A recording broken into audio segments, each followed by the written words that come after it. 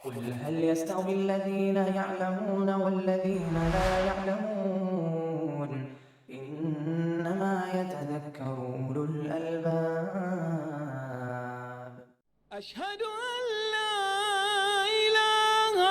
إلا الله.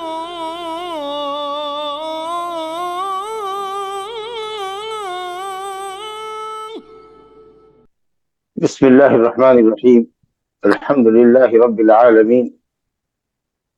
والصلاة والسلام الأتمان الأكملان على عبد الله ورسوله محمد وعلى آله وأصحابه ومن دعا بدعوته إلى يوم الدين. أما بعد، فباب الجمعة. عن سهل بن سعد السعيدي رضي الله عنه قال: رأيت رسول الله صلى الله عليه وسلم قام فكبر وكبر الناس وراءه وهو على المنبر إلى آخر الحديث. ہم نے اس سے قبل صلاۃ المسافرین پڑھا ہے، قصر کا حکم جانا ہے، جس میں رباعی نماز، 4 رکعت والی نمازیں 2 رکعت کر دی گئی ہیں، تخفیف اور تسہیل کی خاطر امت کے لیے۔ اور افضل یہ ہے کہ قصر افضل ہے، سنت ہے اور افضل ہے، واجب نہیں، لیکن قصر کرنا افضل۔ اس کے بعد جو باب آیا ہے وہ جمعہ کا باب ہے، اور ہم سب جانتے ہیں کہ جمعہ سید الایام ہے، ہفتے کے دنوں میں سب سے افضل دن، اور اس کی فضیلت گناگوں ہے۔ متعدد خصوصیات اور امتیازات کی وجہ سے یہ دن ہفتے کے باقی 6 دنوں پر فوقیت اور فضیلت رکھتا ہے۔ مسلمانوں کا ایک بڑا اجتماع ہوتا ہے مسجدوں میں، جہاں اذان دی جاتی ہے، 2 خطبے ممبر سے پیش کیے جاتے ہیں، دونوں کے درمیان بیٹھ کر فصل کیا جاتا ہے، 2 رکعت نماز ادا کی جاتی ہے جس میں جہری قرات ہوتی ہے، جبکہ عام دنوں میں، بقیہ تمام دنوں میں ظہر و عصر کی نماز، دن کی نمازیں سری قرات پر مشتمل ہے، یہاں جہری قرات ہوتی ہے، اور مخصوص صورتوں کے ساتھ ان دونوں رکعتوں کو ادا کیا جاتا ہے۔ اسی طریقہ سے جمعہ کی فجر میں بھی الف لام میم تنزیل، سجدہ اور سورہ دہر کی تلاوت کی جاتی ہے، جو مصنون تلاوت ہے، اور مکمل سورہ نبی صلی اللہ علیہ وسلم تلاوت کیا کرتے تھے۔ اس دن جلدی نکلنا مسجد کے لیے، صبح سے ہی نکلنا افضل ہے، اور اس کی خاص فضیلت ہے کہ جو پہلی ساعت میں آتا ہے گویا کہ اس نے ایک اونٹ اللہ کے راستے میں خیرات کیا۔ الى آخر حدیث آئے گی۔ پھر بلا تحدید رکعات جتنی چاہے آدمی وسیلے پڑھے، امام کے ممبر پر اٹھنے سے پہلے، خطیب کے ممبر پر چڑھنے سے پہلے نمازیں پڑھے، ذکر و دعا میں مشغول رہے۔ سورہ کہف کی تلاوت مسنون ہے، اس کی فضیلت آئی ہے۔ اور اسی طریقے سے اس دن آدمی زوال کے وقت کا لحاظ نہیں کرتا، زوال کا اس دن اعتبار نہیں ہے۔ آدمی شروع دن سے لے کر ممبر پر خطیب کے چڑھنے تک سنت پڑھتا رہے یا پڑھ سکتا ہے، یہاں تک کہ امام ممبر پر چڑھے تو رک جائے۔ آدمی غسل کر کے نکلتا ہے، غسل کا مسئلہ آئے گا، اچھی طرح سے غسل کرے، مسواک کرے، خوشبو لگائے، اچھا کپڑا پہنے۔ جمعہ کے دن ایک ساعت ہے، مختصر سی ساعت ہے، جس کو اگر بندہ مومن پالے اور اس میں اللہ تعالیٰ سے دعا کرے تو اللہ تعالیٰ اس کی دعا کو قبول فرماتا ہے، رد نہیں کرتا۔ اس طرح کی کئی خصوصیات ہے۔ علامہ ابن القیم رحمۃ اللہ علیہ نے زاد المعاد میں ایک طویل اور مفصل باب قائم کیا ہے جمعہ کی خصائص اور امتیاز کے اوپر، کافی عمدہ چیز ہے یہ جمعہ۔ نبی صلی اللہ علیہ وسلم نے فرمایا کہ افضل الایام ہے، اور اللہ نے اس امت کو اس دن کے بطور عبادت خاص دن کی حیثیت سے قبول کرنے اور اختیار کرنے پر مبارکباد دی ہے کہ امت کو اللہ نے ہدایت دی کہ اس نے جمعہ کے دن کو عبادت کے خاص دن کی حیثیت سے اختیار کیا، جبکہ یہود و نصارہ نے غلطی کی، ان کو بھی جمعہ کا دن دیا گیا تھا کہ یہ سید الایام ہے، لیکن یہودیوں نے سنیچر کو پسند کیا جو جمعہ کے بعد آتا ہے، اور عیسائیوں نے اتوار کو پسند کیا، نصارہ نے اتوار کو پسند کیا جو اس کے بعد آتا ہے۔ اور ہم نے یعنی امت محمدیہ نے جمعہ کے دن کو اختیار کیا کہ وہ اپنی عبادت گاہ میں مسجدوں میں اہتمام کے ساتھ غسل کے بعد اچھے کپڑے پہن کر خوشبو لگا کر مسجد میں خطیب کے خطبے پر آنے سے پہلے حاضر ہوگی اور خاص اہتمام اس نماز کے لیے کرے گی، کیونکہ اللہ تعالیٰ نے حضرت آدم علیہ السلام کو جمعہ کو پیدا کیا اور آدم کی تخلیق اللہ سبحانہ تعالیٰ کی عبادت کے لیے، اس اعتبار سے بڑا مناسب تھا کہ اسی دن کو عبادت کے خاص دن کی حیثیت سے منتخب کیا جائے۔ لیکن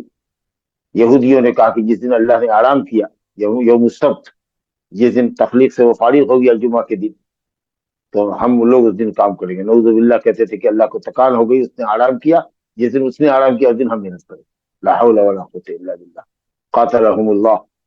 اور عیسائیوں نے کہا کہ ہم عہد پہلا دن جس دن سے اس نے تخلیق شروع کی تھی ہم اس دن کو اختیار کریں گے۔ لیکن یہ مقصد ذہن سے سب کے فوت ہو گیا کہ ہم انسان ہیں، آدم کی اولاد ہیں، اور اللہ نے حضرت آدم علیہ السلام کو جمعہ کے دن پیدا کیا تھا اور ان کی تخلیق عبادت کے لیے ہوئی ہے، اللہ تعالیٰ کی زمین کو اللہ کے احکام سے آباد کرنے کے لیے ہوئی تھی۔ اس حیثیت سے ہماری تخلیق کے اعتبار سے جمعہ کا دن ہمارے لیے مناسب ہے، تو اللہ رب العالمین نے ہمیں ہدایت دی۔ ہم سب سے اخیر میں آئے، لیکن انشاءاللہ تعالیٰ نحن الاخرون السابقون، ہم آئے سب سے اخیر میں دنیا میں وجود کے اعتبار سے، لیکن قیامت کے دن مقام اور مرتبے میں اور جنت میں داخل ہونے میں سب سے سبقت کریں گے۔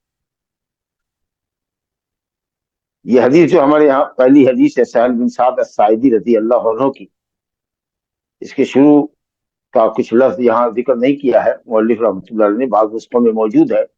کہ صحابہ کرام میں یا تابعین میں یا صحابہ اور تابعین میں شک پیدا ہوا، تمارو، اس بات میں لوگوں میں جدال ہوا، بحث اور تکرار ہوئی کہ نبی صلی اللہ علیہ وسلم کے منبر کی لکڑی کس چیز کی تھی، کون سی لکڑی تھی، کہاں کی لکڑی تھی۔ اس میں لوگوں کے درمیان بحث تکرار ہوئی، یا میرا سے ہے، مطلب شک کیا لوگوں نے کہ لکڑی کس چیز کی رہی ہوگی۔ تو جب کسی علمی مسئلے میں اختلاف ہو تو اس کے لیے بہتر یہ ہے کہ بڑے عالم کی طرف رجوع کیا جائے۔ تو حضرت سہل بن سعد الساعدی رضی اللہ عنہ جو مدینہ میں انتقال کرنے والے سب سے آخری صحابی ہے غالباً، ان کے پاس لوگ گئے، انہوں نے منبر دیکھا ہے اور مسجد میں جس دن منبر رکھا گیا ہے اس دن کی تاریخ کے یہ گواہ ہیں، اس لیے ان سے بہتر کون بتائے گا۔ چنانچہ جانکار کے پاس لوگ آئے اور انہوں نے کہا کہ ہاں میں تمہیں بتاتا ہوں کہ منبر کی لکڑی کس چیز کی تھی اور کب منبر رکھا گیا تھا۔ اور جب منبر رکھا گیا تو نبی صلی اللہ علیہ وسلم نے پہلا کام یہ کیا تھا کہ صحابہ کرام کو عملی طور پر نماز کا طریقہ سکھلانے کے لیے آپ منبر کی سیڑھیوں پر چڑھے تھے اور اٹھ کر کے اونچی جگہ پر آپ نے قیام کیا، رکوع کیا، رکوع کے بعد قیام کیا، اور پھر جب سجدہ کرنے کو آئے تو پھر رجعت قہقرہ الٹے پاؤں آپ لوٹے، نیچے پیچھے کی طرف آئے اور منبر کی جڑ میں یعنی زمین کے اوپر آپ نے سجدہ کیا، 2 سجدہ، پھر دوسری رکعت کے لیے ایسے ہی زینوں پر، منبر کے زینوں پر چڑھ گئے۔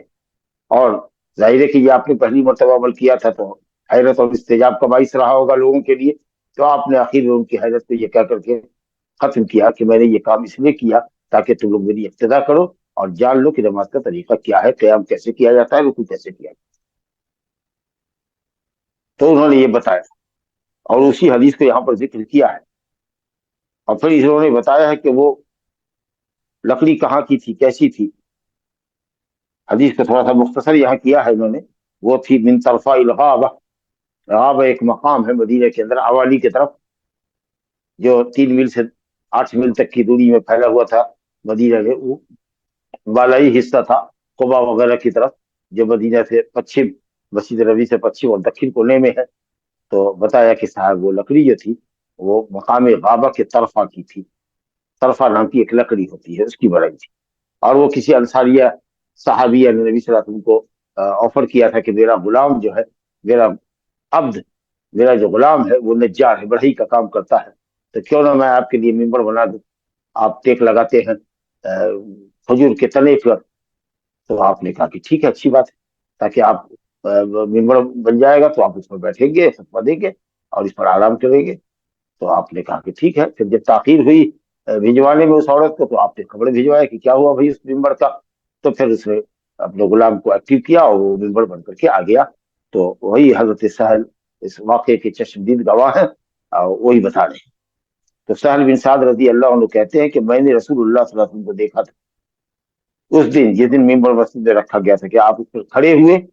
फकब्बरा आपने तकबीर की, वकब्बरा नासु वराहु और लोगों ने भी आपके पीछे तकबीर की। तो बात हम सिफत सलाती नबी में पढ़ के आ चुके हैं कि इमाम जब तकबीर तहरीमा कह ले तब मुक्तदियों को तकबीर कहना चाहिए। वह अलल मिंबर, जरा हाल कि आप मिंबर पर थे। मालूम हुआ कि तालीम की गरज से मिंबर पर ऊंची जगह पर उठकर नमाज पढ़ना तालीम की गरज से इमाम के लिए जायज, वरना इमाम और मुक्तदी की जगह बराबर होनी चाहिए। अगर 2-4 इंच खड़ी जगह पर है, 2-4 उंगल खड़ी है, खड़ी जगह पर है तो कोई हर्ज नहीं, इसको ऊंची जगह नहीं कहते, लेकिन बाकायदा चबूतरा नहीं होना चाहिए जिस पर इमाम खड़ा।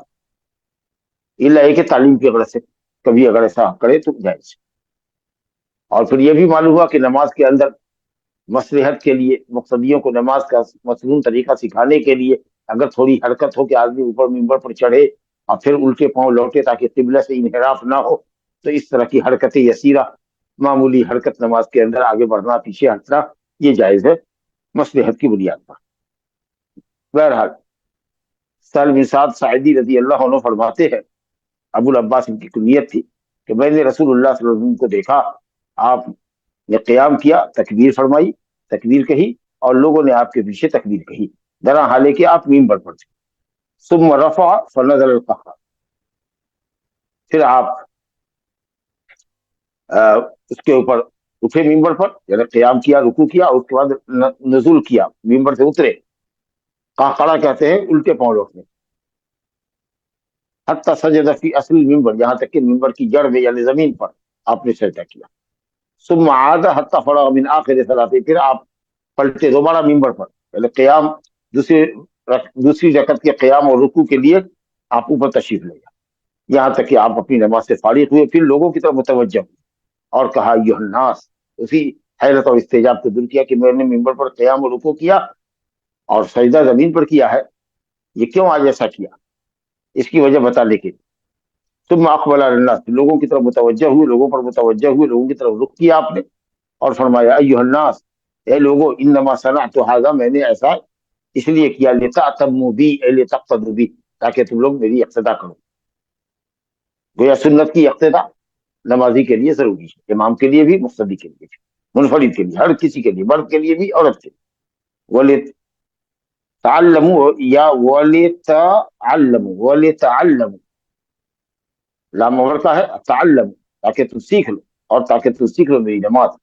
जब नमाज सीखोगे, नमाज के मसाइल जानोगे, तभी तुम्हारे लिए इक़्तिदा आसान होगी। जैसा सहाबे ने माशाअल्लाह कौली तौर पर और फेरी तौर पर नबी सल्लल्लाहु अलैहि वसल्लम को देखा, लेकिन अल्लाह पूरी उम्मत की तरफ से उनको जज़ाए खैर दे कि उन्होंने नबी सल्लल्लाहु अलैहि वसल्लम की नमाज का आंखों देखा हाल हमारे लिए सही हदीसों में बयान कर दिया है, जिसके जरिए हम नमाज पढ़ते हैं और कोशिश करते हैं कि वैसी नमाज पढ़ें जो नबी सल्लल्लाहु अलैहि वसल्लम से साबित है। अल्लाह ताला हमें सुन्नत की पैरवी की तौफीक अता फरमाए और हमारी नमाजों को और हमारी जुमला इबादतों को अल्लाह ताला कबूल फरमाए और सुन्नत के मुताबिक अदा करने की तौफीक अता फरमाए। एक दूसरे लफ्ज में है कि सल्लल्लाहु अलैहि, नबी सल्लल्लाहु अलैहि वसल्लम ने मिंबर पर नमाज पढ़ा, यानी तकबीर कही, रुकू किया, वह आली है, जरा हाल कि आप मिंबर ही पढ़ते, यानी मिंबर पर रुकू किया और रुकू से जब उठे समी अल्लाहु अलैहि वसल्लम तब तक रुकू पर थे। उसके बाद नीचे उतरे मिंबर से, रजत क़हक़रा किया, उल्टे पांव लौटे ताकि किबला से इनहराफ ना हो, और सजदा जमीन पर किया। बाकी जो बातें थी मसाइल के ताल्लुक से वो मैंने आपको बता दी कि मिंबर की लकड़ी के सिलसिले में शक हुआ था, जिसको बताया हजरत सहल ने कि वो मिन तरफाइल गाबा, गाबा मकाम के तरफा नाम की लकड़ी का था, सागवान वगैरह की टाइप की वो लकड़ी रही होगी, और वो मकामी गाबा की थी, मदीने ही के आवाली के अतराफ में पेड़ पौधे बहुत पाए जाते थे, वहीं की लकड़ी की थी। असल में इसी बुनियाद पर लोग आए आपके यहाँ कि मिंबर की लकड़ी किस चीज की थी, तो उस दिन में उन्होंने बताया और वो वाकया सुनाया कि नबी सल्लल्लाहु अलैहि वसल्लम ने जब मिंबर रखा गया था तो पहला काम जो किया था कि मिंबर पर चढ़ करके आपने 2 रकात नमाज लोगों को दिखलाने के लिए पढ़ी, ताकि लोग तालीम आपसे हासिल कर सके, अमली तौर पर नमाज का तरीका सीख लें।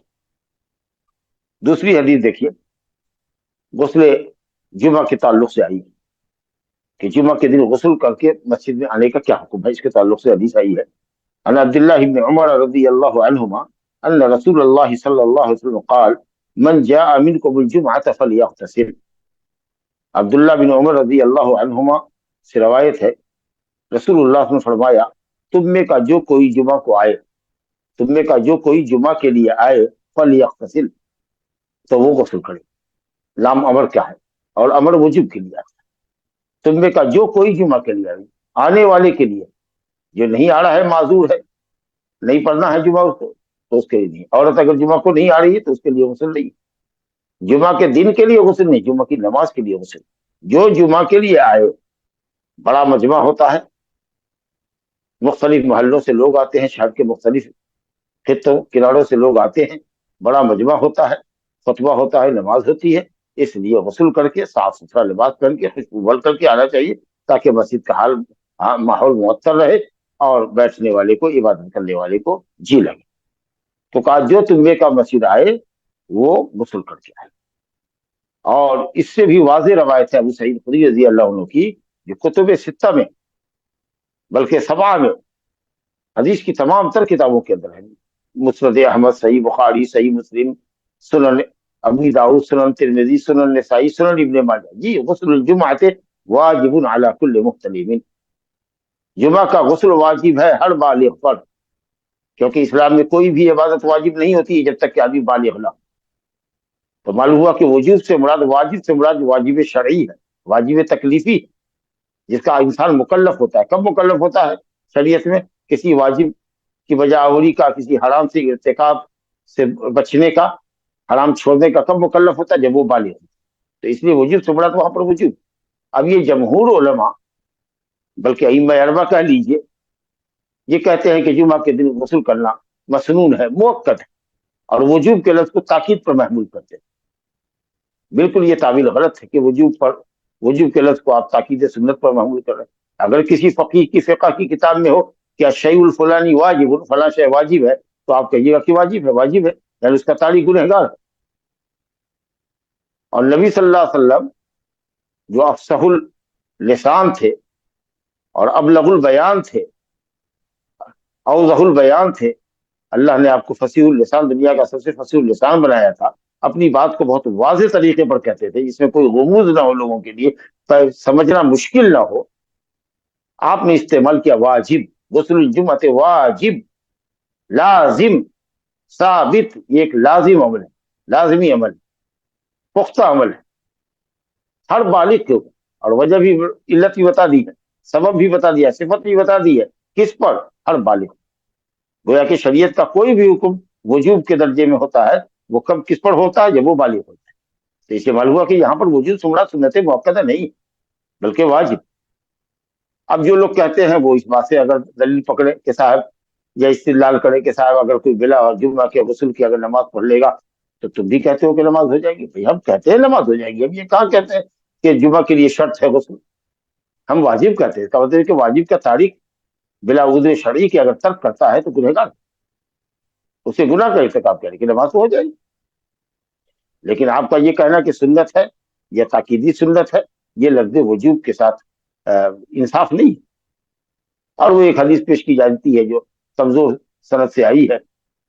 من توضأ یوم الجمعۃ فبها ونعمت ومن اغتسل فالغسل افضل۔ وہ حسن بصری کی روایت ہے سمرہ ابن جندب سے، اور حسن کا سمرہ سے ثابت نہیں سوائے حدیث عقیقہ کے، اس لیے حدیث مرسل ہے۔ اگرچہ بعض اہل علم نے کہا ہے کہ کئی طرق سے آنے کی وجہ سے، یا اس معنی کی کئی اور روایت آئی ہیں، کئی شواہد کی وجہ سے حدیث حسن درجے کو پہنچتی ہے، لیکن کہاں یہ کئی سندوں سے حسن درجے کو پہنچنے والی روایت، اور کہاں یہ اخرجہ السبعہ، امام مسند احمد سمیت صحیحین اور تمام سنن کے اندر کتاب موجود، حدیث موجود۔ اور پھر وہ حدیث بھی ذہن میں ہے آپ کے، اور شاید میں نے باب الغسل کے اندر ذکر بھی کیا تھا کہ حضرت عمر بن خطاب رضی اللہ عنہ ممبر پر خطبہ دے رہے ہیں، اور حضرت عثمان غنی آئے تاخیر سے، تو انہوں نے ان کو نشانہ بنا کر کہا کہ کیا ہو گیا ہے لوگوں کو کہ نماز جمعہ میں تاخیر سے آتے ہیں۔ تو حضرت عثمان متوجہ ہوئے اور کہا امیر المومنین کچھ بھی نہیں، اذان سنا، گھر لوٹا، وضو کر کے میں آ گیا مسجد۔ تو کہا کہ آل وضو ایزن، ایک تو تاخیر سے آئے، اس پر بھی صرف وضو ہی کر کے آئے۔ اب سوچئے کہ امیر المومنین عمر بن خطاب نے برسر ممبر سینکڑوں، اگر ہزاروں اور لاکھوں نہیں کہے تو سینکڑوں صحابہ تابعین کی موجودگی میں حضرت عثمان غنی ذی النورین، جن کا لقب ہے، جو حضرت عمر کے بعد خلیفۃ المسلمین ہونے والے، جن کا اسلام میں بڑا اونچا مقام ہے، ان کو آپ نے ایک طرح سے ڈانٹا کہ آل وضو ہے، اس کے بعد بھی وضو ہی کر کے آئے، اور فرمایا کہ کیا لوگوں نے نہیں سنا ہے کہ نبی صلی اللہ علیہ وسلم فرمایا کہ جو تم میں کل جمعہ کے دن آئے وہ غسل کر کے آئے؟ کیا انتظار ہے کہ حضرت عمر بن خطاب اترتے ممبر سے، ہاتھ پکڑ کے حضرت عثمان کو مسجد سے باہر کر دیتے کہ جاؤ غسل کر کے آؤ، تب ہم انتظار کریں گے؟ تب تک انتظار کرتے ہیں؟ ظاہر ہے کہ واجب کے لیے اتنا سب کچھ ضروری نہیں ہے، تب تو شرط ماننا پڑے گا کہ بغیر غسل کے جمعہ کی نماز ہی صحیح نہیں ہوگی، یہ تو ہم اس کے قائل نہیں ہیں۔ اسے بہرحال جو حق ہے وہ یہی ہے جو ظاہریہ کا قول ہے، اور محققین علماء میں امام البانی رحمۃ اللہ علیہ ہیں، علامہ ابن عثیمین رحمۃ اللہ علیہ ہیں، اور بھی دوسرے لوگ ہوں گے بہت سے جو کہتے ہیں کہ غسل جمعہ واجب ہے، بغیر وضو شرعی کے جائز نہیں ہے کہ آپ غسل کو تب کریں، چاہے جاڑا ہو یا گرمی ہو، پانی کو گرم کیجیے، نہیں ہے تو تکلیف صحیح ہے، اگر بیمار پڑنے کا اندیشہ نہیں ہے تو تازہ پانی سے غسل کیجیے۔ بہرحال راجح قول یہی ہے کہ غسل جمعہ واجب ہے۔ اب کچھ لوگوں نے یہ کہا کہ جس کے بدن میں بدبو ہو یا پسینے میں مہک ہو، بدبو ہو، تو وہ اس پر غسل واجب ہے۔ شیخ الاسلام ابن تیمیہ نے فرق کیا ہے، اور جس کے ساتھ یہ کیفیت نہیں ہے اس کے لیے سنت ہے، اور وہ دلیل میں پیش کرتے ہیں کہ نبی صلی اللہ علیہ وسلم نے جب فرمایا تھا تو یہ اس وقت فرمایا تھا جیسا کہ ابن عباس رضی اللہ عنہ نے فرمایا ہے کہ لوگ اپنے کھیتوں میں کام کرتے تھے، باغات میں کام کیا کرتے تھے، غریب لوگ تھے، موٹا جھوٹا کپڑا پہنتے تھے، ان کے کپڑے پہنتے تھے، بال کے کپڑے پہنتے تھے جو گرم ہوتا تھا، اس میں بھی گرد غبار اس کے ان کے جسم پر بیٹھ جاتی تھی پسینے میں، جب جمعہ میں آتے تو بدن سے بدبو پھوٹتی تھی، تو آپ نے کہا کہ لم اغتسلتم، کاش کہ تم غسل کر لیتے تم لوگ، ہفتے میں ایک دن آتے ہو غسل کر کے آتے، تو یہ وجہ تھی۔ تو شاید اس حدیث کی روشنی میں شیخ الاسلام نے یہ فرق کیا ہے، لیکن وجہ چاہے جو بھی رہی ہو، سبب جو بھی رہا ہو، العبرۃ بعموم اللفظ لا بخصوص السبب، خاص سبب کا اعتبار نہیں ہوتا، عام لفظ کا اعتبار ہوتا ہے۔ جو عمومی لفظ آپ نے استعمال کیا ہے وہ یہی ہے کہ اذا جاء احدکم الجمعہ، یا من جاء منکم الجمعہ فلیغتسل، جو جمعہ میں حاضر ہو وہ نماز پڑھے، غسل کر کے آئے، اور اگر عورت بھی مرد کے پیچھے جمعہ میں آتی ہے تو اس پر بھی غسل واجب ہے، نہیں گھر میں اگر پڑھتی ہے تو ظاہر ہے کہ ظہر پڑھے گی، اس کے لیے غسل نہیں ہے۔ یا اسی طریقے سے کوئی مریض ہے اگر جمعہ میں نہیں جانا چاہتا تو اس کے لیے غسل جمعہ میں نہیں ہے، لیکن جو جمعہ میں آنا چاہتا ہے اور بے عذر نہیں ہے اس کے بعد، تو اس کو غسل کر کے آنا چاہیے۔ لا الہ الا اللہ۔ تیسری حدیث دیکھیے، یہ ہے اثناء خطبہ تحیۃ المسجد پڑھنے کی حدیث۔ حضرت جابر بن عبداللہ انصاری رضی اللہ عنہما سے روایت ہے، قال فرماتے ہیں جاء رجل والنبي صلى الله عليه وسلم يخطب الناس يوم الجمعة فقال صليت يا فلان؟ قال لا، قال قم فاركع ركعتين، وفي رواية فصل ركعتين۔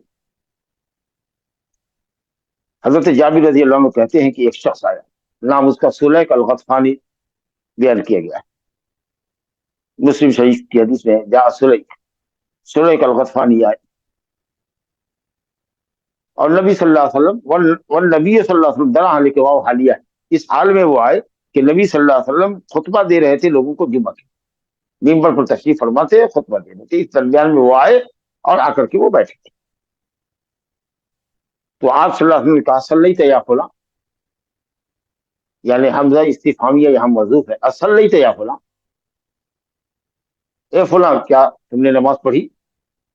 ہو سکتا ہے کہ راوی نے نام قصدن ذکر نہ کیا ہو، نام پہ پردہ دے دیا ہو سکتا ہے کہ بھول گئے ہو، بہرحال کسی شخص کا اگر ذکر آدمی کرنا بائی نیم نہیں چاہتا ہے تو کہتا ہے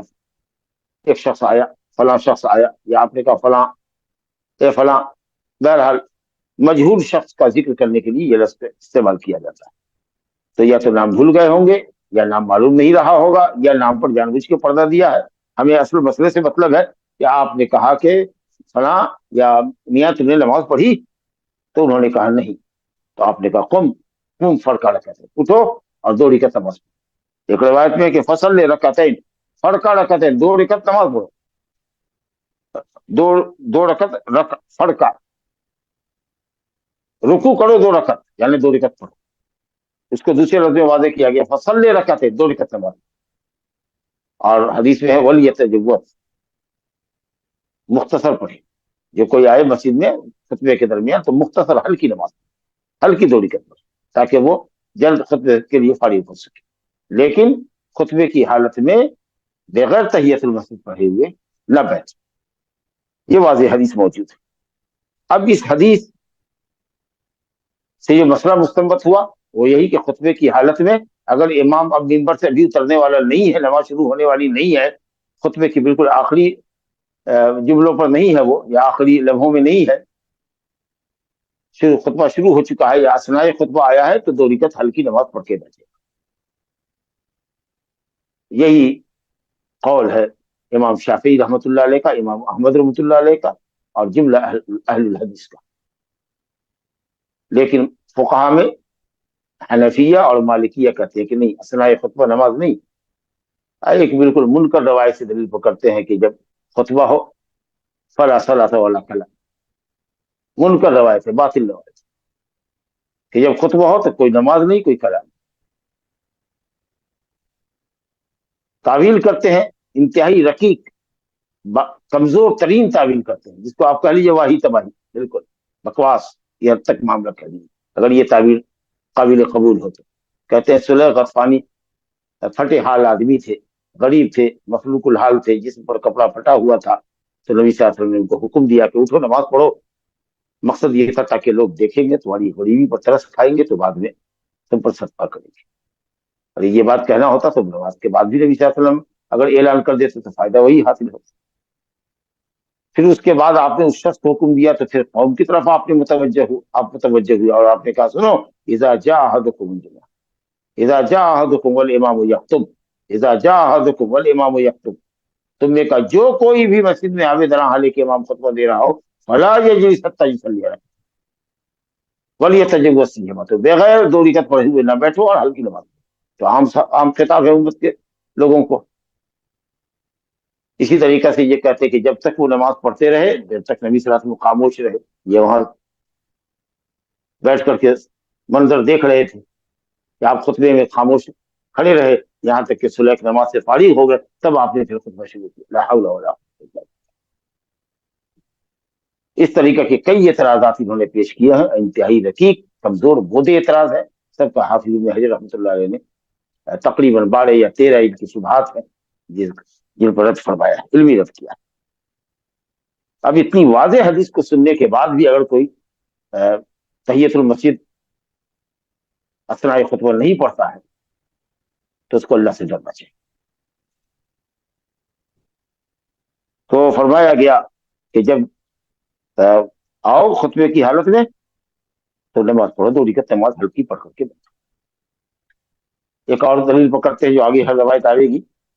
ایک اور حدیث سے دلیل پکڑتے. کیا کیا آپ سے عرض کریں، مختصر بات ہے. کہتے ہیں اذا قرئ القرآن، قرآن کی جو آیت ہے سورہ اعراف کی، وَإِذَا قُرِئَ الْقُرْآنُ فَاسْتَمِعُوا لَهُ وَأَنصِتُوا لَعَلَّكُمْ تُرْحَمُونَ. جب قرآن پڑھا جائے تو سنو، چپ رہو،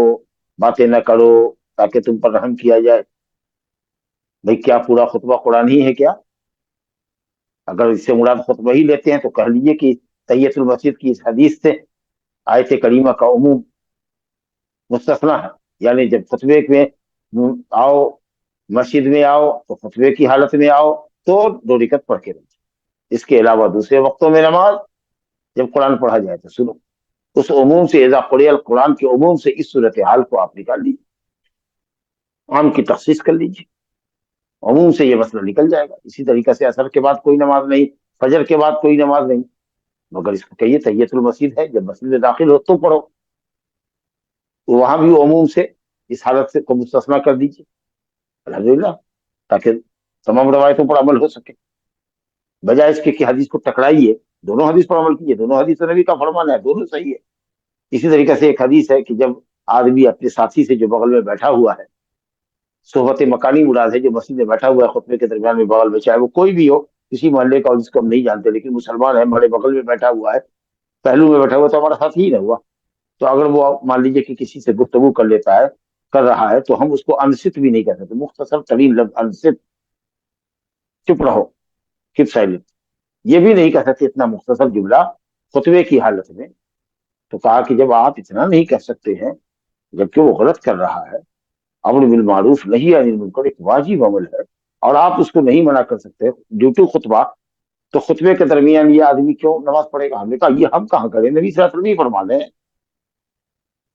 بات کرنے والے کو چپ کرنے سے منع کرنا یہ بھی نبی نے منع کیا ہے، اور آنے والے کو کہنا کہ दो रकात नमाज पढ़ के बैठो, ये भी नबी ने फरमाया है, हमारी तो कोई बात नहीं। तो हम ऐसी राह इख्तियार करें जिसमें दोनों हदीस पर अमल हो जाए। तो ये कहें कि जो पहले से बैठा हुआ है वो पूरी अटेंशन के साथ, पूरी तवज्जो के साथ खुतबा सुने, और जो मस्जिद में दाखिल हुआ है वो दो रकात हल्की नमाज पढ़ के बैठ के सब खुतबा सुने। जो पहले से बैठा हुआ है वो खुतबे पर तवज्जो रखे, और जो आया है वो दो रकात पढ़ के बैठे, ताकि दोनों हदीस पर अमल हो। बहरहाल इस तरीके के कई एतराजात हैं जिनका अहले इल्म ने जवाब माकूल दिया। सही कौल ये है कि जब भी आप आइए दो रकात नमाज पढ़ के बैठिए। अच्छा, यहाँ एक मसला का जिक्र है, शेख इब्न उसैमीन के फतावी में मैंने पढ़ा है कि साथ आजान होती रहती है खुतबे का वक्त है, मिसाल के तौर पर अभी अल्लाह अकबर शुरू किया, कोई आदमी आया, तो बहुत से भाई होते हैं जो इंतजार में रहते कि अजान का जवाब दे देते हैं, उसके बाद खुतबा शुरू, सुन्नत शुरू करेंगे, और फिर खुतबा इस दरमियान में शुरू हो जाता है। अल्लामा ने फरमाया कि नहीं, बेहतर यह है कि आदमी आते ही सुन्नत में शामिल हो जाए, सुन्नत पढ़ने लगे तहियतुल मस्जिद, क्योंकि अजान का जवाब देना सुन्नत है, मुस्तहब है, जबकि खुतबा सुनना वाजिब है। तो जब तक वो अजान के इंतजार में रहेगा उस वक्त तक उसकी दो रकात नमाज हो जाएगी, और अजान के खत्म होने के साथ साथ उसकी नमाज भी खत्म हो जाएगी सुन्नत, और वो खुतबे के लिए वाजिब के लिए वो फारिग हो चुका होगा खुतबा सुनने के। इसलिए बेहतर यह है कि आप इंतजार न करें, खड़े खड़े अजान का जवाब देने का इंतजार न करें, बल्कि सुन्नत में शामिल, सुन्नत पढ़ करके तहियतुल मस्जिद पढ़ के फारिग हो ले, ताकि खुतबा के लिए आप तैयार हो सके। चौथी हदीस है इस बाब में कि नबी सल्लल्लाहु अलैहि वसल्लम खुतबा जुमा का दो खुतबा देते थे, एक खुतबा नहीं, दो खुतबा। और ये खुतबा जो है जुमा के लिए जमहूर अहले इल्म के कौल के मुताबिक शर्त है, जुमा की नमाज की सेहत के लिए शर्त। अगर बगैर खुतबा की नमाज जुमा पढ़ी जाएगी तो सही कौल ये है कि खुतबा जुमा नहीं होगा, जुमा नहीं होगा, बातिल होगा। फिर उस शर्त को बाद में, अब जुमा जब फौत हो गया तो फिर जोहर पढ़नी, पलटाना पड़ेगा। इसलिए दो खुतबा नमाज के लिए जुमा, जुमा के लिए शर्त। कभी भी नबी सल्लल्लाहु अलैहि वसल्लम ने पूरी जिंदगी में कभी भी आप एक खुतबा नहीं दिया, सफा नहीं किया। हजरत जाबिर रज़ी अल्लाह अन्हु की रवायत है, कान रसूलुल्लाह सल्लल्लाहु अलैहि वसल्लम यख्तुबु खुतबतैन व हुवा काइमुन यफ्सिलु बैनहुमा बिजुलूस। कहते हैं अहले इल्म कि इस लफ्ज के साथ बुखारी में रवायत नहीं, बल्कि ये हदीस है मुस्लिम में जाबिर से, कान यख्तुबु काइमन, खड़े खुतबा देते थे, सुम्मा यजलिस, फिर बैठते, सुम्मा यकूम, फिर खड़े होते, फयख्तुबु काइमन, दूसरा खुतबा बैठ के देते। इसी मफहूम से ये रवायत, ये जो अल्फाज यहाँ किताब में है उम्दतुल अहकाम में, ये कहते हैं कि ये दूसरी जगह की रवायत है, नसाई वगैरह की रवायत है। बहरहाल मफहूम तो ठीक है, लेकिन इस लफ्ज के साथ जो करें कि कान यख्तुबु खुतबतैन, नबी सल्लल्लाहु अलैहि वसल्लम खुतबा देते थे, कान यहाँ पर दवाम के लिए, क्योंकि जिंदगी में कभी भी नबी सल्लल्लाहु अलैहि वसल्लम से एक खुतबा साबित नहीं। तो काना फिल मुजारा पर दाखिल होता है, तो हम हमेशा कहते हैं कि अक्सर, या अक्सर इसलिए होता है कि कभी अगर उसके अलावा भी दूसरा अमल होता है तब हमको भी ये कहना पड़ता है कि अक्सर ऐसा करते थे, क्योंकि कभी इसके अलावा भी अमल साबित है, दूसरा अमल भी साबित है। लेकिन नबी सल्लल्लाहु अलैहि वसल्लम से खुतबा कभी भी बैठकर अदा देना एक खुतबा साबित ही नहीं है। इसलिए ये कहा जा रहा है कि काना का यहाँ पर दवाम के माने थे कि आप खुतबा देते थे, दो खुतबा, वह वक़ाइम दरा, हालांकि आप खड़े होते थे, खड़े होकर के खुतबा देना चाहिए, और उन दो खुतबों के दरमियान आप फसल पैदा करते थे बैठने में, बैठकर, यानी दोनों खुतबे के दरमियान बैठते थे ताकि खुतबे उला और खुतबे सानिया में फर्क हो जाए, पहला खुतबा हुआ ये दूसरा। और ये क़याम क्या है, अहले इल्म ने कहा कि ये क़याम सुन्नत है, मुस्तहब है, वाजिब और जरूरी नहीं। लिहाजा अगर इमाम है, कोई उज़्र है उसके पास, बैठ करके खुतबा देना चाहता है तो दे सकता है। हजरत मुआविया रज़ी अल्लाह अन्हु ने बैठ के खुतबा दिया, हजरत उस्मान रज़ी अल्लाह अन्हु के ताल्लुक से भी आया है। तो इस तरीके से अगर उज़्र हो तो बैठ के खुतबा देने में भी कोई हर्ज की बात है। गोया कि क़याम वाजिब और फर्ज नहीं, मुस्तहब है, सुन्नत। तब अगर कोई बैठ के दो खुतबा दे रहा है तब दो खुतबे के दरमियान फसल कैसे करेगा, तो अहले इल्म ने कहा कि सुकूत इख्तियार करे। एक खुतबा दे चुका है, अब उसके बाद 1 से 2 मिनट सुकूत इख्तियार करे, उसके बाद फिर दूसरा खुतबा शुरू करे। क्योंकि फसल या तो खड़े आदमी बैठने के जरिए कर सकता है, या अगर बैठ के दे रहा है तो कुछ देर के लिए सुकूत इख्तियार। तो दो खुतबा नबी सल्लल्लाहु अलैहि वसल्लम दिया करते थे।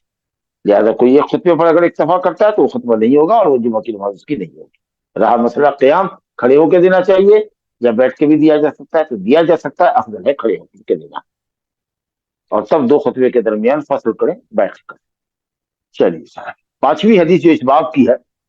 जिसका भी जिक्र हो चुका, کہ خطبے کے درمیان اگر کسی شخص کو کہا جائے چپ رہو جو بات کر رہا ہے تو یہ لغو ہے،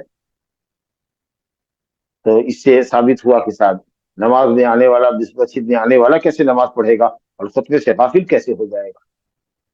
ہم نے جواب دیا نا کہ دونوں حدیث نبی صلی اللہ علیہ وسلم کی تطبیق کیجیے. وہی حدیث آ رہی ہے، ابو ہریرہ رضی اللہ عنہ سے روایت ہے، رسول اللہ نے فرمایا اذا قلت لصاحبك انصت، جب تم اپنے ساتھی کو بغل میں بیٹھنے والے شخص کو، اپنے پہلو میں بیٹھنے والے شخص کو اگر یہ کہتے ہو کہ چپ رہو، یہ ظاہر ہے کہ یہ تبھی کہیں گے جب ہم دیکھیں گے کہ وہ گفتگو کر رہا ہے.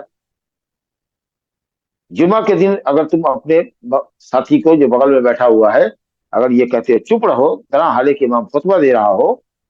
خطبہ کے دوران اگر گفتگو کرا، اس کا مطلب یہ ہوا کہ اول خطبہ سے لے کر کے انتہائی خطبے تک میں آپ کو بات رہی. لیکن جب امام چپ رہے یعنی دو خطبے کے درمیان بیٹھے، اس درمیان میں اگر آپ دعائیہ کچھ کلمہ پڑھتے ہیں تو کوئی نہیں، عجب نہیں کہ وہ وقت دعا کی قبولیت کی وہ مختصر ساعت ہو. کیونکہ ایک قول ہے نا اہل علم کا مشہور قول ہے کہ صاحب امام کے ممبر پر بیٹھنے سے لے کر کے نماز کی فراغت تک، اور دوسرا قول یہ ہے کہ صاحب عصر کی نماز سے لے کر کے مغرب تک کا وقت ہے، وہ مختصر ساعت جس میں بندے مومن کی دعا قبول ہوتی ہے. تو بیٹھا ہوا ہے اگر امام دو خطبے کے درمیان تو اس میں گفتگو اگر آپ نے بغل کے ساتھی سے کر لیا، بازو کے ساتھی سے، تو کوئی حل نہیں. لیکن جب تک وہ خطبے میں کھڑا ہوا ہے آپ کو بات نہیں کرنی، الا یہ کہ آپ اتنی دور ہیں جہاں تک خطیب کی آواز نہیں جا رہی ہے. آج کل تو خیر یہ مسئلہ نہیں ہے، ہر جگہ چھوٹی بڑی مسجد میں جہاں بھی جمعہ بھی ہوتا ہے مائک ہوتا ہے اور کئی ساؤنڈ باکس ہوتے ہیں، کوئی مسئلہ نہیں ہے. لیکن اگر کہیں کوئی خطبہ بغیر لاؤڈ اسپیکر کے ہو اور جماعت لمبی ہو، صفیں لمبی ہو، دور تک پھیلی ہو، اور وہاں اگر آواز نہیں جا رہی ہے تو اہل علم نے کہا کہ اس کا چپ رہنا اور بولنا برابر ہے. لیکن وہاں بھی کوشش کرے کہ ذکر و اذکار میں اپنے جی کے اندر مشغول رہے، آپس کی گفتگو نہ کرے، بہتر ہے. لیکن اہل علم نے کہا کہ اگر وہاں تک آواز نہیں جا رہی ہے تو کوئی حرج کی بات نہیں ہے، گفتگو کر سکتا.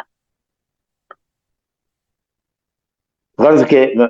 رسول اللہ نے فرمایا کہ اگر تم اپنے ساتھی سے کہتے چپ رہو، تم نے کہا نا کہ جو پہلے سے بیٹھا ہوا ہے وہ چپ بیٹھے، یا بات کرنے والے کو اشارے سے اگر چپ کر سکتا ہے تو کرے، منہ سے بولے نہیں، لفظ نہ نکالے چپ رہو، یہ منہ سے نہ بولے، اشارے سے منع کر سکتا ہے تو کرے. اور جو آدمی آیا ہے مسجد میں وہ دو رکعت پڑھ کے بیٹھے، کوئی تعارض نہیں ہے حدیث کا. فقط لغو تو تم نے لفظ کیا، یعنی اگر اپنے ساتھی کو بات کرنے والے کو تم نے کہا کہ چپ رہو تو تم نے لفظ کیا. لفظ کرنے کا مطلب یہ کہ ثواب نہیں ملے گا جمعہ کا، تمہاری جمعہ ہے، تمہارا جمعہ نہیں ہوگا، جمعہ میں حاضری نہیں سمجھی جائے گی. بعض روایت میں کہ ظہر سمجھا جائے گا، اور یقیناً جمعہ کے دن جمعہ ہی افضل، بلکہ جمعہ ہی متعین، دن ظہر نہیں ہے. اور یہ بھی نہیں کہ وہ ظہر کا بدل ہے، جمعہ کے دن جمعہ ہی فرض ہے. یہ الگ بات ہے کہ اگر جمعہ فوت ہو جائے تو اس کا چونکہ کوئی بدل نہیں ہے اسے، لیکن ظہر کا وقت اور جمعہ کا وقت چونکہ ایک ہے، اس لیے یہ موافقت وقتی جو ہے، ایک وقت میں دونوں نماز ادا کی جاتی ہے. اہل علم نے کہا کہ ظہر کی نماز، کیونکہ اب تو جمعہ اس کو ملنے سے رہی، کہیں ملے گی نہیں، ورنہ دوسری مسجد میں اگر جمعہ مل سکتی تو وہاں جائے، اثر سے پہلے تک اگر کہیں جمعہ قائم ہو رہی ہے تو وہاں جا کے جمعہ پڑھے. اگر نہیں ہے تو چونکہ وقت ظہر کا اور جمعہ کا ایک ہی ہے، اس لیے اس موافقت زمانی کے اعتبار سے وہ ظہر پڑے. یہ نہیں کہ شاید ظہر جمعہ کا بدل ہے، اللہ نے جمعہ کے دن جمعہ ہی فرض کیا. یا ایھا الذین آمنوا اذا نودی للصلاۃ من یوم الجمعۃ فاسعوا الی ذکر اللہ، وہ خاص نماز، اور وہاں ذکر اللہ سے مراد خطبہ اور نماز دونوں مراد. والامام یخطب فقط لغوت، بہرحال گفتگو کرنے والے کو آپ زبان سے منع نہیں کر سکتے، اشارے سے اگر منع کر سکتے ہیں تو ٹھیک، ورنہ نہیں. گویا خطبہ غور سے سننا واجب. باب کی چھٹی حدیث ابو ہریرہ رضی اللہ عنہ سے حدیث ہے، بڑی عظیم حدیث ہے، بڑی فضیلت کی حدیث ہے. رسول اللہ صلی اللہ علیہ وسلم نے فرمایا من اغتسل یوم الجمعۃ ثم راح فی الساعۃ الاولى، جس نے جمعہ کے دن غسل کیا، ثم راح فی الساعۃ الاولى، پھر ساعت اولا میں پہلی ساعت میں مسجد روانہ ہوا. گویا کہ یہ فضیلت کس کے لیے؟ جو غسل کر کے مسجد جائے، پہلی ساعت میں جائے، دوسری ساعت میں جائے، جو ثواب ہے. لیکن یہ اس کے لیے جو غسل کر کے جائے، بغیر غسل کر کے اگر جاتا ہے تو اس ثواب سے بھی محروم. اس سے بھی غسل کی اہمیت سمجھ میں آ گئی. تو جس نے جمعہ کے دن غسل کیا، جمعہ کے دن غسل کیا، طلوع فجر کے بعد اگر غسل کرتا ہے تو یہ جمعہ کا دن کا غسل سمجھا جائے گا، کیونکہ طلوع فجر کے بعد یا طلوع فجر کے ساتھ دن ہو جاتا ہے. لیکن بہتر یہ ہے کہ جب مسجد نکلنا ہو تو اس سے لگ کر کے غسل کر لے تاکہ فریشنس تازگی بدن پر رہے، خاص کی گرمی کے زمانے میں جب پسینہ زیادہ ہوتا ہے۔ اگر نکلنا ہے آپ کو 8 بجے تو ٹھیک ہے، 7:30 بجے آپ غسل کر کے 7:45 فارغ ہو کر کے 8 بجے نکل جائے، بجائے اس کے کہ آپ 4 بجے فجر کے وقت میں غسل کیجیے جمعہ کی نیت سے۔ من اغتسل یوم الجمعہ، جس نے جمعہ کے دن غسل کیا، ثم راح فی الساعۃ الثانیہ، رواح رواح رواح تو کہتے ہیں زوال کے بعد چلنے کو، لیکن یہاں مطلق جانا، کیونکہ مراد زوال کے وقت جانے کے بعد جانا نہیں بلکہ پہلی ساعت میں۔ اب یہ پہلی ساعت کون سی مراد ہے؟ بہتر ہے طلوع آفتاب کے بعد، کیونکہ طلوع فجر سے لے کر کے آفتاب کے طلوع ہونے تک کا جو وقت ہے یہ ایک نماز کا وقت ہے، فجر کا نماز کا وقت ہے، اور جب سورج نکلتا ہے تو اس وقت مکروہ وقت ہوتا ہے۔ تو اس لیے سورج جب نکل جائے اور اس کی لالی ختم ہو جائے، وہاں سے 5 ساعت کا ذکر آیا ہے، یعنی اس وقت سے لے کر کے امام کے ممبر پر چڑھنے کے وقت تک کو آپ کیلکولیٹ کیجئے کہ کتنا وقت۔ مثال کے طور پر اگر 5 بجے سورج طلوع ہوتا ہے اور خطیب خطبے پر چڑھا ہے 12:15 پر، 12:15 پر پڑھا ہے چڑھا ہے، یا 12:30 پر چڑھا ہے مثال کے طور پر، اب یہ آپ کے سامنے 7 گھنٹہ 15 منٹ کا وقت ہوا۔ اب یہ 7 گھنٹہ 15 منٹ کے وقت کو 5 جگہوں پہ تقسیم کر دیجیے، تو جو پہلی ساعت ہوگی وہ پہلی ساعت ہوگی۔ اس طریقے سے جب ممبر پر امام چڑھے گا معاملہ ختم، ڈسٹریبیوٹ کر دیجیے۔ اب اس میں بھی جو پہلے آیا ہے اس ساتھ میں آنے والے کو ملے گا، لیکن ظاہر ہے کہ جو تقرب کرے گا یا جو تقدم کرے گا، جلدی کرے گا آنے میں، اس کی فضیلت اس کے حساب سے ہوگی۔ تو فرمایا گیا کہ جو پہلی ساعت میں آئے غسل کرنے کے بعد، تو غسل اور تبکیر جلدی کرنا مسجد میں آنے میں، یہ دونوں شرط ہے ثواب کو پانے کی۔ فَكَأَنَّمَا قَرَّبَ بَدَنَةً، تو گویا کہ اس نے تقرب اللہ کے لیے ایک اونٹ قربان کیا، یا ایک اونٹ کا صدقہ کیا،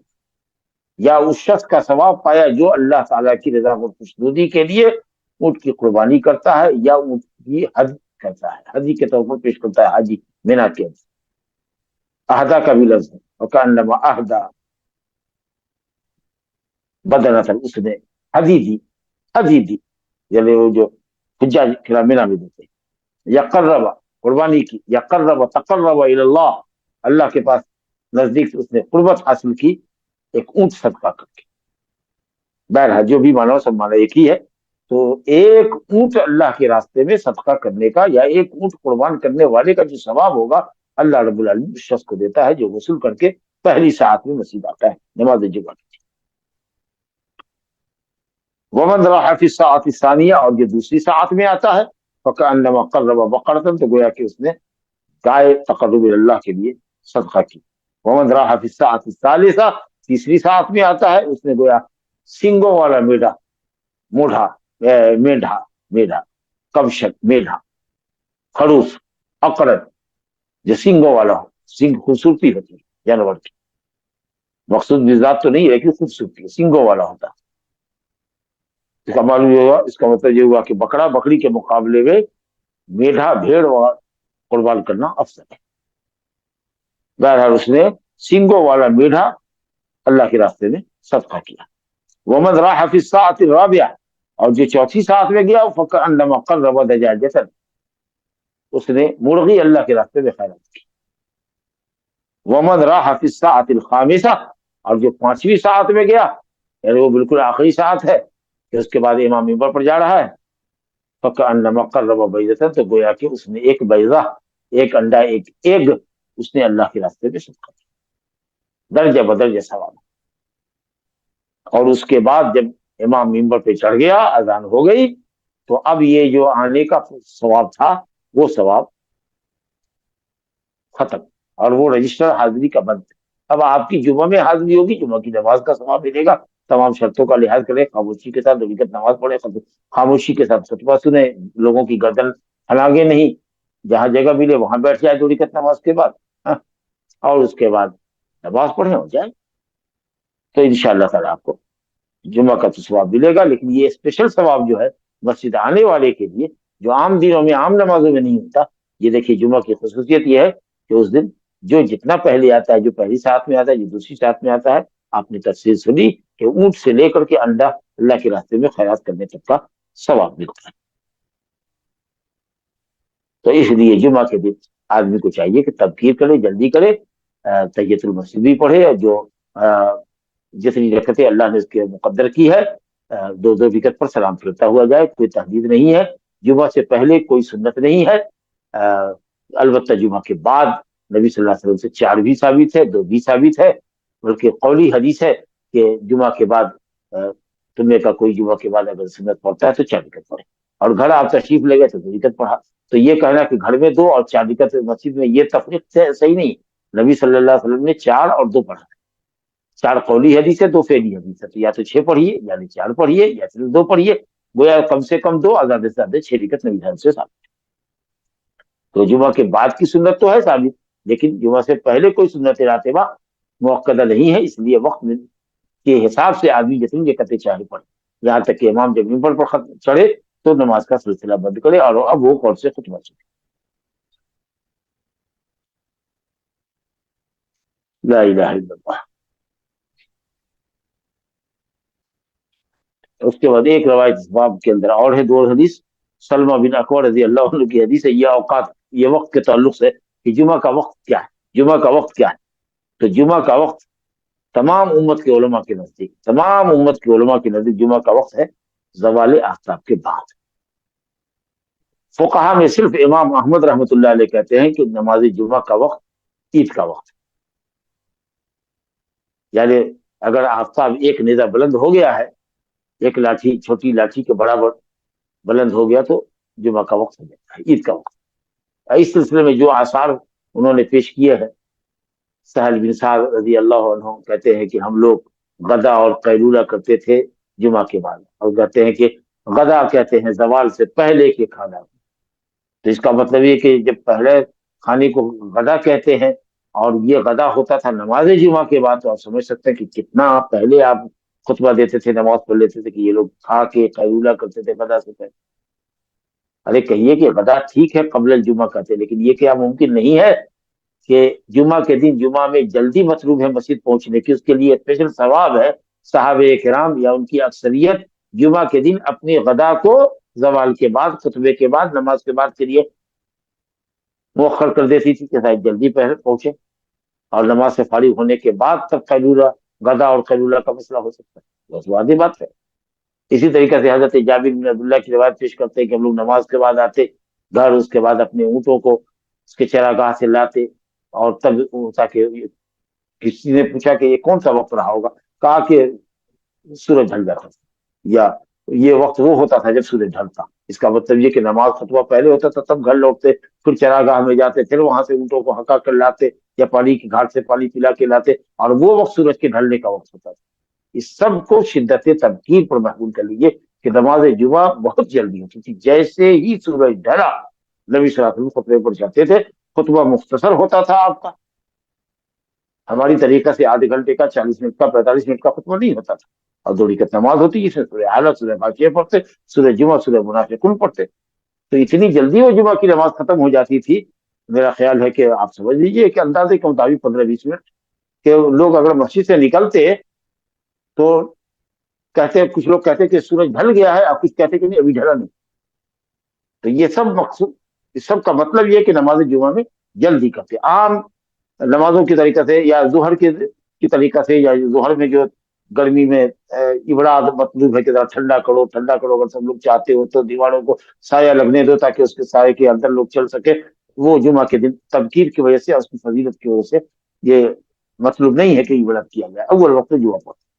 اور اتنی جلدی پڑھتے کہ جمعہ سے فراغت کے بعد لوگوں کو زوال شمس ہونے میں، سورج کے ڈھلنے میں شبہ ہوتا کہ ہوا کہ نہیں ہوا، لیکن یقیناً وہ سورج ڈھل ہی چکا ہوتا۔ بہت واضح روایت ہے کہ رسول اللہ صلی اللہ علیہ وسلم نماز جمعہ پڑھتے تھے حین تمیل الشمس،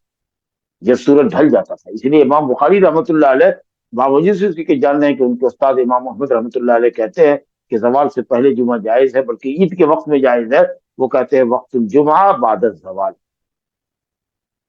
باب ما جاء فی وقت الجمعہ وهو بعد الزوال، ایک دم، یعنی اس مخالفت کا یا اختلاف کا یا امام محمد کے اس قول کا صحیح حدیث کی روشنی میں، دلیل کی روشنی میں امام بخاری نے کوئی پرواہ نہیں کی، کہا کہ یہ بالکل بیس لیس ہے۔ حالانکہ اس مسئلے میں اختلاف ہوتا ہے امت کے علماء کا اور دلیلیں ہوتی ہے، تو امام بخاری شکی ہے جملے سے कहते कि क्या वक्त जुमा का वक्त क्या है, नमाज जुमा का वक्त क्या है। लेकिन ये कहना कि जुमा का वक्त जब सूरज ढल जाए, वक्त जुमा इज़ा ज़ालत शम्स, इतने यकीन के सीगे के साथ उन्होंने पूरे एतमाद अंदाज पे जो कहा है, वो इसलिए कि एकदम वाज़ेह दलील मौजूद है कि जवाल से पहले जुमा नहीं जाए, जवाल के साथ ही जुमा पढ़ो और हल्का खुतबा, हल्की नमाज। बहरहाल यहाँ देखिए हजरत सलमा बिन अकबर रज़ी अल्लाह अन्हु कहते हैं, और ये असहाब शजरा में है, असहाब बैत रिजवान में से है, जिनकी बड़ी फजीलत है कि ला यलिजुन नार रजुलन बायअनी तहत हादिहि शजरा, इस दरख्त के नीचे जिसने मुझे हाथ पर बैत की है वो जहन्नम में नहीं जाएगा। तो असहाब बदर, असहाब शजरा, असहाबुल बैया, बैया अल अक़बा, जो घाटी में थे नबी सल्लल्लाहु अलैहि वसल्लम के साथ क़ब्ल हिजरत, या जो जंग बदर में थे, या जो असहाबुल हुदैबिया है, इन लोगों की फजीलत बहुत है। इसलिए फजीलत को बताने के लिए ये बातें कह दी जाती है कि असहाब बदर में काना बदरियन काना मिन असहाबी शजरा। ये फरमाते हैं सलमा बिन अकवा, कुन्ना नुसल्ली मअ रसूलिल्लाह सल्लल्लाहु अलैहि वसल्लम जुमा, हम लोग नबी सल्लल्लाहु अलैहि वसल्लम के साथ जुमा पढ़ते थे। सुम्मा ननसरिफ, फिर जुमा से जब पलटते, वलैसा लिलहितान ज़िल्लुन नस्तज़िल्लु बिही, कहा दीवारों को साया नहीं होता था। मुतलक साया की नफी नहीं करें, क्योंकि साया तो ढलेगा जब ही वक्त होगा जुमा का, उससे पहले तो अभी मैंने कहा कि वक्त नहीं है। तो ये कह रहे हैं कि इतना साया नहीं होता कि जिस साये में हम चल सके। मुतलक साये की नफी नहीं करें, उतने साये की नफी करें जिसमें एक आदमी चल सकता हो साये,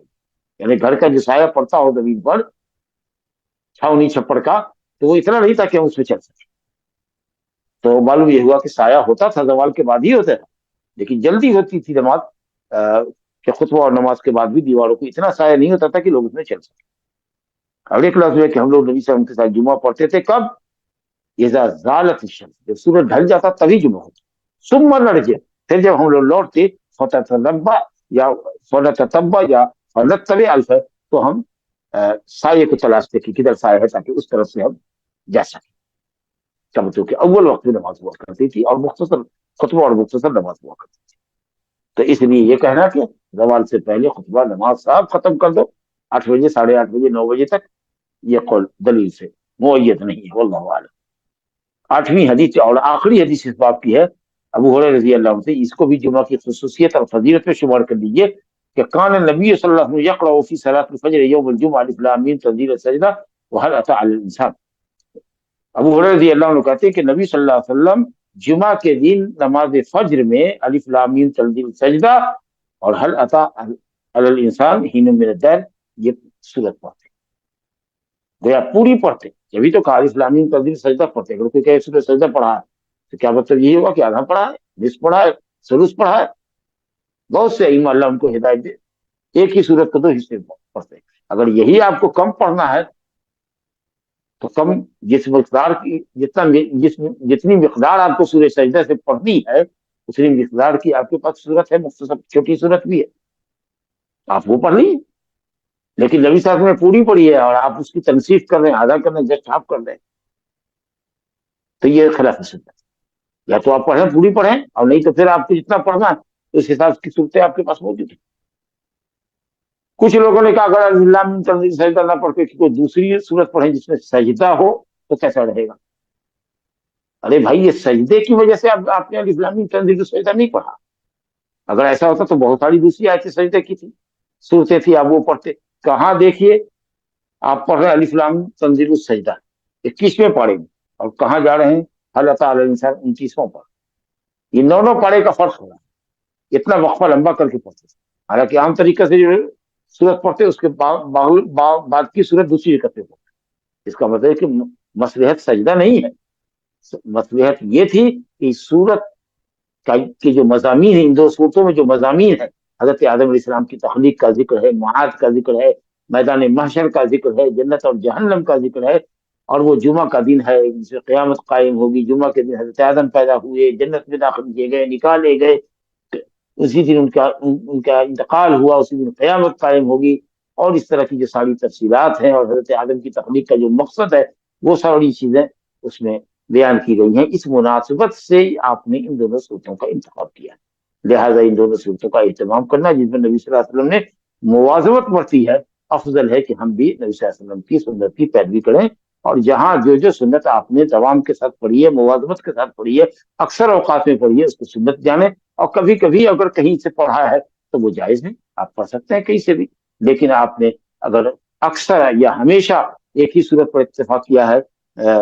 جیسے فجر میں آپ پڑھتے تھے، تو اسی طریقے سے عیدین کے لیے مخصوص صورتیں ہوتی تھی، یا طواف کی 2 رکعت کے بعد قل یا ایھا الکافرون، طواف کی 2 رکعتوں میں سورہ فاتحہ کے بعد قل یا ایھا الکافرون قل ھو اللہ احد، یا فجر کی دو سنتوں میں، یا مغرب کی 2 سنتوں میں، یا اس طریقے سے اور بھی کچھ نمازوں میں مخصوص صورتیں آپ نے پڑھی ہیں، تو قرأت کے اندر ان چیزوں کا لحاظ کرنا بھی نبی صلی اللہ علیہ وسلم کی سنت ہے۔ ھذا وباللہ التوفیق، صلی اللہ علیہ نبینا محمد وعلی آلہ وصحبہ اجمعین۔ جزاک اللہ خیر شیخ۔ شیخ ایک سوال ہے، جو لوگ آف شور سمندر میں کام کرتے ہیں ان کے لیے جمعے کا کیا حکم ہے؟ وہاں صرف لوگ نماز ظہر پڑھتے ہیں پانی کے اوپر مستقل طور پر رہنے کی وجہ سے۔ ہاں، ان کے لیے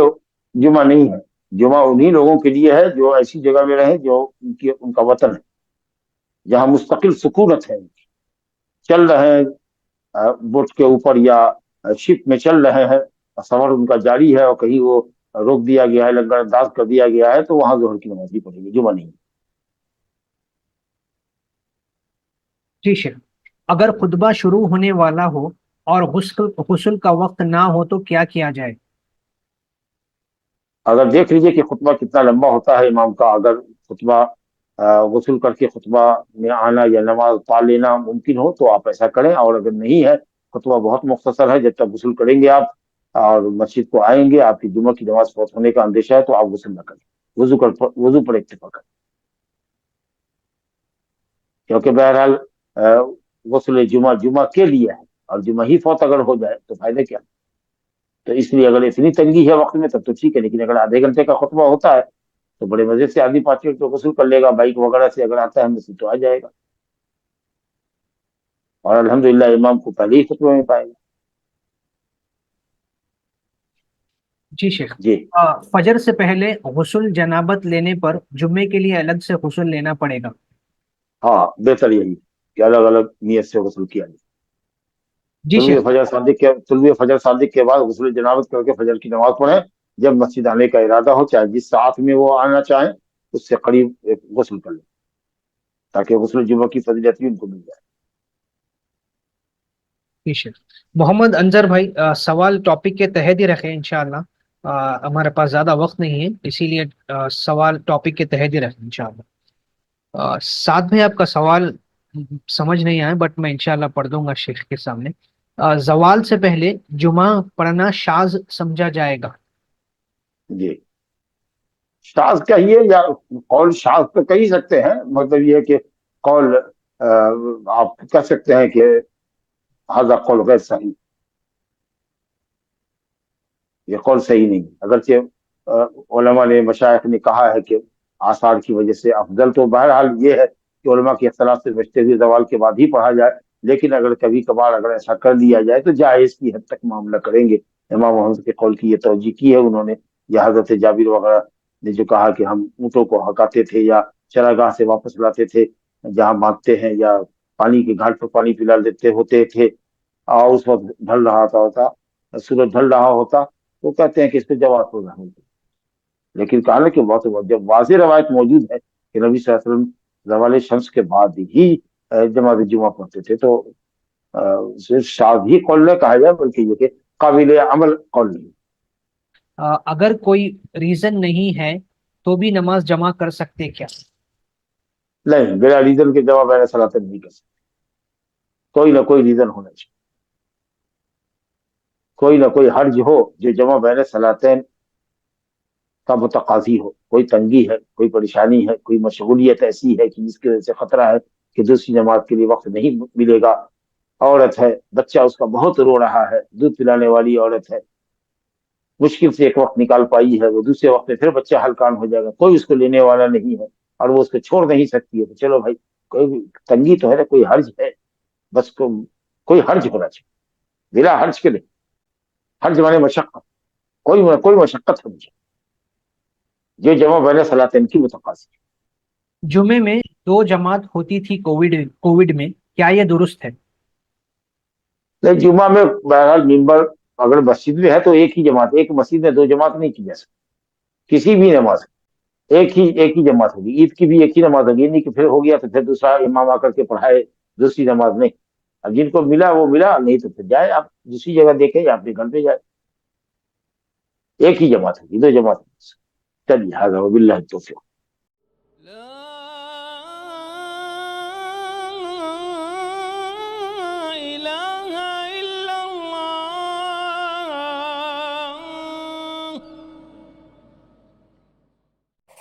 قل هل يستوي الذين يعلمون والذين لا يعلمون